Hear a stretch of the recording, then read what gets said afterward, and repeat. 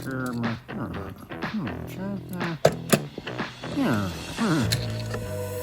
everybody, Joe Zero here. Welcome to a Wastelands Weekend Edition. Something a little different. Got this time shifter here. Gonna be working on that for part 4 of the Silva challenge. Winding it up. So the final installment here. Very interesting cast. The glass is the back, rear window and windows. There's the base of the car. Okay. Got a bunch of tires in there, but of course it says tire shop, so carry the cargo. All right. Also has the big engine portion sticking out of the front. Not too shabby. Very cool. So I got some ideas for this. My initial plan was to make it sort of a gardener's vehicle, you know? Have the roof rack with some hoses and some ladders on the side, but we'll see where this goes. Got it all stripped down here. Time for some wheel swap action.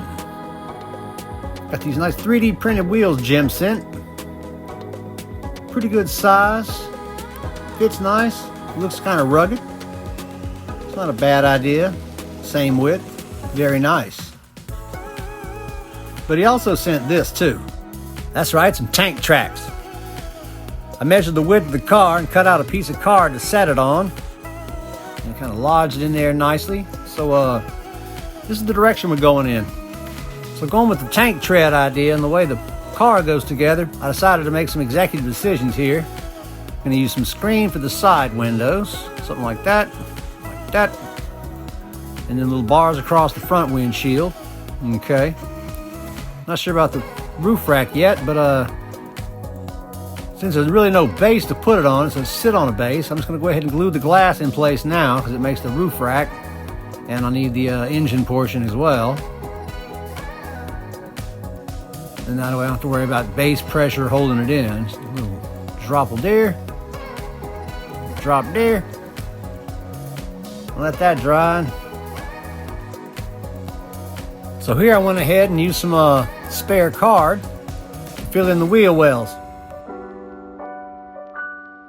Here we go, just trim off the excess, like that, and repeat as necessary.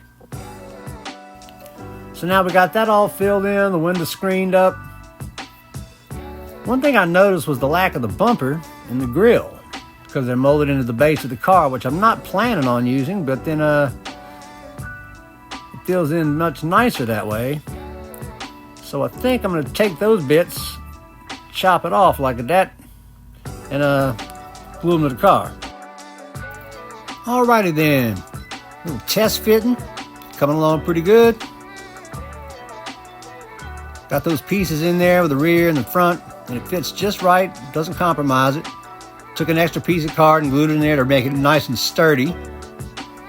And coming along nice. Time for some weapons. Now one thing I noticed when I was doing my dry fit, is it sits good, looks good from the side, but from the front and back, you got this big gap. It's just real flat. So I need to do something to enhance that. So going through my 3D printed parts Jim sent me, got some guns laid out. Nice assortment of different styles of weaponry. And I made some sort of a base for this thing using a piece of construction equipment. I've been destroying a lot of that lately. And since it's got a tank feel, well, let's go with lots of guns for a real tank feel. How about that? Ooh, shiny. Gonna use these rhinestones here, little gemstones, to kind of help give out some detail on the bottom end of it. Take that and put that in there. Like this. Like that. Like this. You know, you get the idea. I'm building a fantasy transmission. Well, alrighty then. Got that all detailed up with some extra gubbins and guitar strings and styro rod.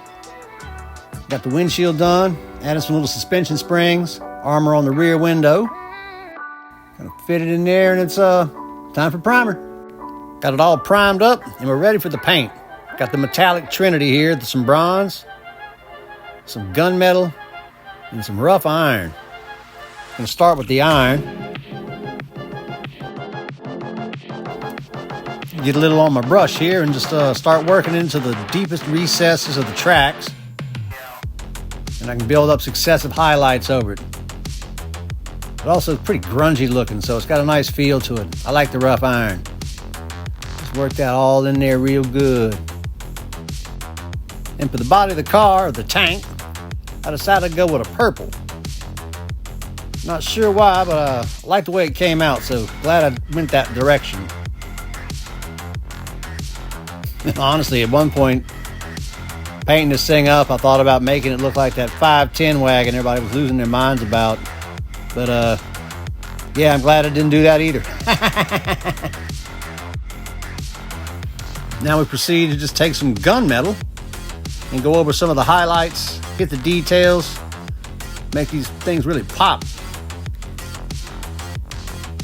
Like the screens, the armor panels somewhat.